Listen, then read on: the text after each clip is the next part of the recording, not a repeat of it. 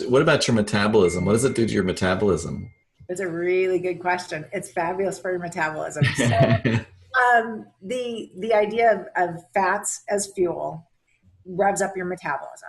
The other thing that happens is there's this HGH, human growth hormone. And a lot of people may have heard about the Peyton Manning thing where his wife, he had a prescription or his wife had a prescription and they thought he was taking HGH. HGH boosts your ability to build muscle. And it's what people will inject themselves when they're trying to, accelerate athletic abilities and to reverse aging and to really kind of that fountain of youth hormone. It increases it in men over 2,000% and in women 1,600%. These are huge numbers. When you're talking about doing nothing else besides intermittent fasting and allowing the body to go into a fat burning phase, that's it, that you've now reversed, you're starting to reverse aging, the aging process, because the cells are healthy. The oxidation process is no longer in existence. The ability to build muscle at a youthful rate, turning the clocks back to our 20s when, muscle building that was our natural state. So all of those things, the more muscle we have, the better metabolism we have. I mean, all of those things go hand in hand. That's amazing. So how do you really correlate this into your life? Like say if you have a workout schedule or something to where your body gets the fuel it needs and you're still doing the fasting, do you understand how do you coordinate those? So, it depends on what kind of working out you're doing. If you're doing, 2-hour, gym, workouts and you're, just the bodybuilder workout, I would say that you probably need to consult with somebody, about making sure that you're getting enough protein, that protein being the key. But we know with the ketogenic diet that excess protein turns into fat stores because if our bodies can't use it, they put it away for a time when they can. But most of us don't ever allow our bodies to get to the place where it can use it. So we keep building these fat stores. But for the most part, there's this doctor at University of South Florida, Dr. D'Agostino. He does these amazing workouts and he's in the best shape of his life and does them while fasting. You don't, unless you are, again, like a bodybuilder and really need to worry about that, you can do workouts in a fasting phase. And actually be more efficient and get more out of it and boost your HGH levels when you're in a fasting state for the workout. So it really is a better state to do it in. But, a lot of people I think are confused with what a workout looks like too. So I think that also goes hand in hand too. That's so true. I think you're reminding me of the HGH. I think it's sort of like, to me, that's the Madonna medicine, because I think she's a big proponent of it. Yes. Well, there was the HGH diet, which was, I think people were getting shots, if I'm not mistaken. They were getting shots of HGH and they were limiting their calories to 500 calories a day. Well, that's fasting. So they were under 500 calories is considered a fasting state. And then they were getting the HGH shots. So to me, it's like, well, this is easy. You don't have to pay anybody to go get the shots. Your body will do it itself if you allow it to do it. But yes, it is the Madonna thing.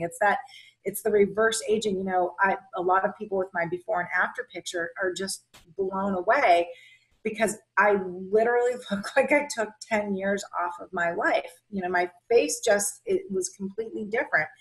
And I know that that's part of it. I know that it's the healthy eating. It's also the well-being inside, the spiritual well-being. But I'm going to give props where props are due. I'm sure intermittent fasting had a lot to do with it.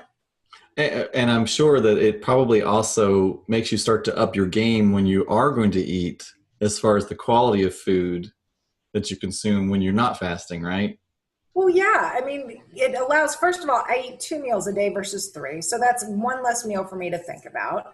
I'm not a big breakfast person anyway. The breakfast foods to me, anytime way before I started this, breakfast foods, as soon as I ate something, because I was eating usually cereal or bagel or something like that, I was hungry 2 hours later.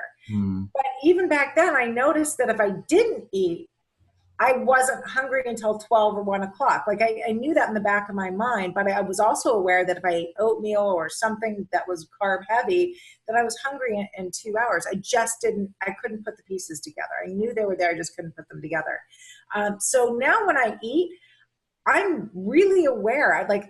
I'm a conscious eater. Like I don't just go grazing because I don't have junk food per se in the house, that I actually have to put a little bit of effort into what I'm eating. Like if I'm going to have an avocado salad, I have to cut up the avocado. I'm very aware in the moment of what I'm doing. It might only take 5 minutes, but that 5 minutes will also ensure that I'm really hungry. Mhm. I'm not just going through the kitchen and seeing what I can pop in my mouth just for, giggles.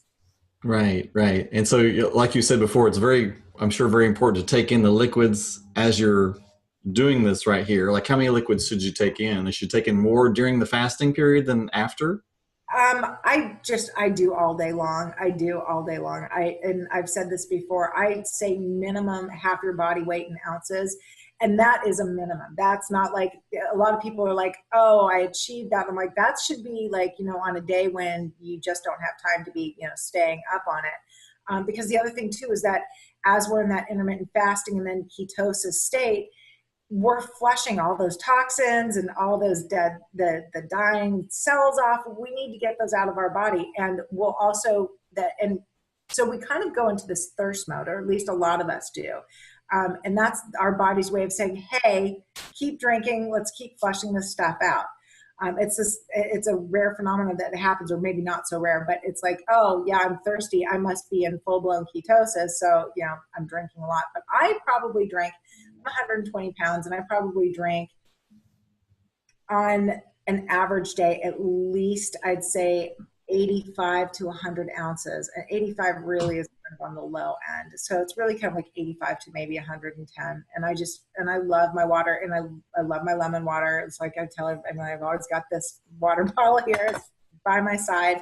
But I also have like my green tea. I love my green tea in the morning, and I have fresh lemon and ginger and some stevia, and that does not break my fast, gives me a little bit of extra oomph through the morning. But the other thing too is when you're drinking enough, you won't be hungry. So that's where the intermittent fasting and the water really help too. If you're drinking enough liquids, if you're really hungry, you'll know. A lot of times the hunger signals are confused with dehydration, so that's also helpful. Mm.